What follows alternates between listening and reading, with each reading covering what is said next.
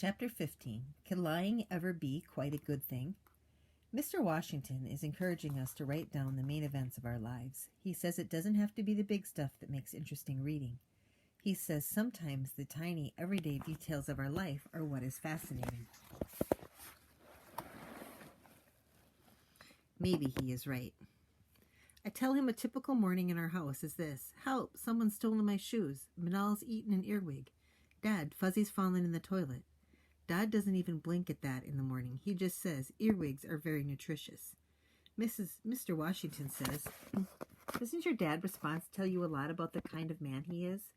I say yes, he's the sort of person who does not want to fish a cat out of a toilet.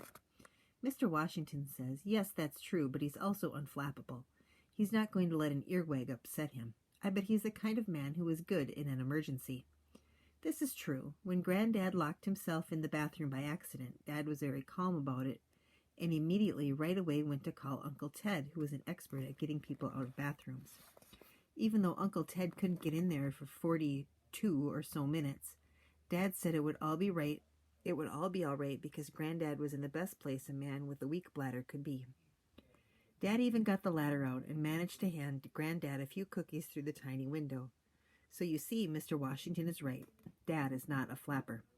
I write all this down because Mr. Washington has made me realize it is much more interesting than I had first thought and might be good in a story. I notice that Carl is not writing anything, and I am getting a bit fidgety in case Carl will do something like what happened before. Mr. Washington says, "What's up, Carl?" Carl says, "I am not going to write anything about my private life." And when he says this, all the class goes quiet. But Mr. Washington says, "No problem, Carl, so make something up. Write about the private life you wish you had. I don't know anything about you. If you told me you were from the planet Zoot, how would I know?"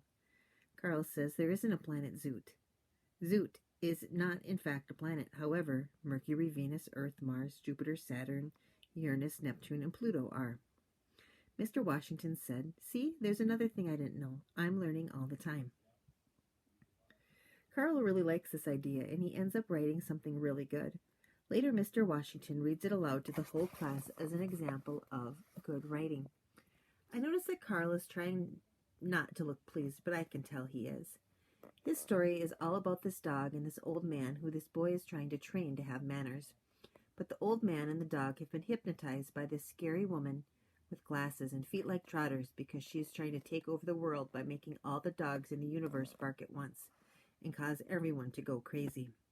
It's very clever, and I know at least some of it is true. Mr. Washington asks us all these questions about Carl's story and asks us all what makes it so good and what did everyone like about it. And Susie Wu says it's clever because when there is a lot of noise like barking, you can't hear yourself think and you can't listen to anyone either. And that's when you feel like you are going crazy. And if everyone went crazy, you could of course take over the world. I want to say something, but I feel awkward now that Carl doesn't like me, so I just keep my mouth shut. Noah says he likes the character of the scary woman with trotter feet, and Carl looks really pleased and smiles slightly. And I wish I could have been the one to say it. At home, I am thinking about writing and how you can make anything up, and you can also use things that really happened, but make them a bit different all at the same time. So some things are real and some are invented, but who knows which? I once saw this movie where this woman just made everything up, everything. And people believed her and they liked her, so it was sort of okay. They weren't bad lies, they were just fun. They were funny ones. You see, what she did was just invent things, and it made her seem more exciting. And this man fell in love with her because she was such an interesting person, even though she didn't do all the interesting things she said she did. It turns out she was still interesting because she thought up such interesting things. Sometimes you don't get the chance to do all the things you dream of doing, but that doesn't mean you aren't an interesting person, aren't a fascinating person. Surely if you can imagine yourself doing all the exciting things, then really that makes you more fascinating because you are using your brain to think it up. And that is really what the movie is about, traveling in your imagination. It's a bit like when you have a dream and you feel like you have actually done something like ride a horse, even when you haven't. So if I can tell someone what it was like when I galloped around on a horse down a mountain in Holland where I have never been, then surely that is fascinating because I have thought it up out of nowhere. When I get home, I see Mom is out talking to Mrs. Stampney, and I overhear Mrs. Stampney saying, "Do you like my new garden statue? It's of a frog holding an umbrella." And I hear Mom say, "Yes, Marjorie, it's delightful," which I for a fact know is not the other truth, because I heard Mom say yesterday she thought it was an eyesore. And when I asked Mom why she told such a big whopper, she says because sometimes people's feelings are more important than what we really think. I say, "So fibs are fine as long as you can come up with a good reason?"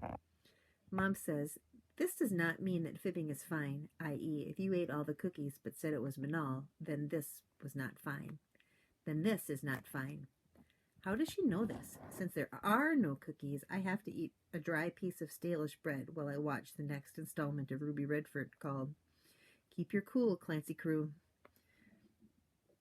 What's happened is Clancy Crew has got in trouble with Mr. Parker, Ruby's next-door neighbor. Mr. Parker is lividly furious because he has caught Clancy Crew in his flower bed trampling around on his roses. Mr. Parker doesn't know it, but Clancy is setting up a special bugging antenna aerial thing in his flower bed. It's disguised as a fly, which is really, of course, very clever. I'm not quite sure what it's for, because Manal was having a little bit of a tantrum about there being no cookies, so I couldn't hear the TV over his whining. Anyway, you can bet it has something to do with someone somewhere wanting to take over the world. Anyway, Mr. Parker is really beside himself and ready to call the cops, and he is holding on to Clancy by the ear, which looks painful. Luckily, Ruby Redford is on the scene. She pretends to be all breathless from running, and she says, "Did you catch it, Clance?"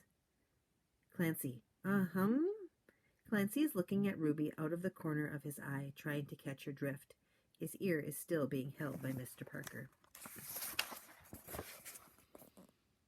Mr. Parker, "Catch what? What's to catch?" Mr. Parker is all baffled and not sure what is going on. "Oh, hi there, Mr. Parker.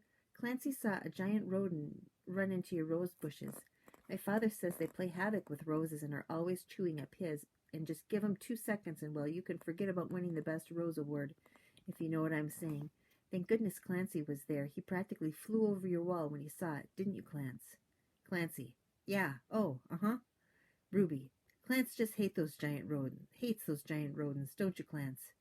Clancy, "Hate 'em." All this time, Mr. Parker is just standing there speechless. Ruby, "Did you catch it, Clance?" By this time, Mr. Parker is utterly taken in and believes every word of it. Mr. Parker, "Yes, did you catch it?" Clancy, "I'm afraid it got into the Smithersons' yard." Mr. Parker hates Smithersons, so he can't help looking pleased about this.